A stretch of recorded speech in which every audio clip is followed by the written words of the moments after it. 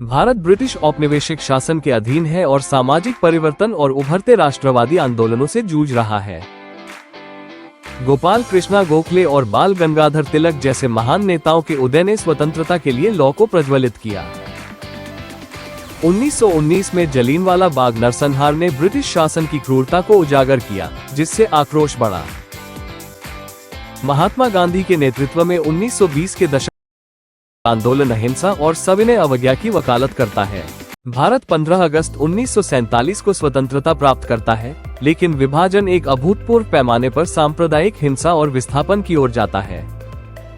1950 और 1960 के दशक में राष्ट्र को एक लोकतांत्रिक गणराज्य के रूप में एकजुट करने के प्रयासों को देखा गया, जो सामाजिक और आर्थिक विकास के लिए नीतियों को लागू करता है।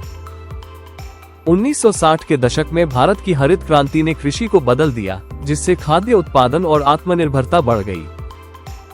1970 के दशक में 1975 में लगाए गए आपातकाल सहित नागरिक स्वतंत्रता और राजनीतिक असंतोष पर अंकुश लगाने की चुनौतियां शामिल हैं। 1980 के दशक में भारत ने राजनीतिक परिदृश्य को फिर से आकार देने के लिए क्षेत्रीय आंदोलनों और सांप्रदायिक तनावों में वृद्धि का सामना किया। 1990 के दशक में आर्थिक उदारीकरण का गवाह है। भारत के बाजारों को वैश्विक व्यापार के लिए खोलना और तेजी से आर्थिक विकास की शुरुआत करना है। 21वीं सदी में भारत एक वैश्विक खिलाड़ी के रूप में उभरता है, जो प्रौद्योगिकी, शिक्षा और सांस्कृतिक आदान प्रदान में प्रगति को बढ़ावा देता है। डिजिटल इंडिया का उदय एक तकनीकी क्रांति की शुरुआत करता है, जो पूरे देश में संचार और सूचना तक पहुंच को बदल देता है। भारत अब सतत विकास और जलवायु परिवर्तन पर ध्यान केंद्रित करता है। वैश्विक चुनौतियों को संबोधित करते हुए ये 2025 की ओर बढ़ता है।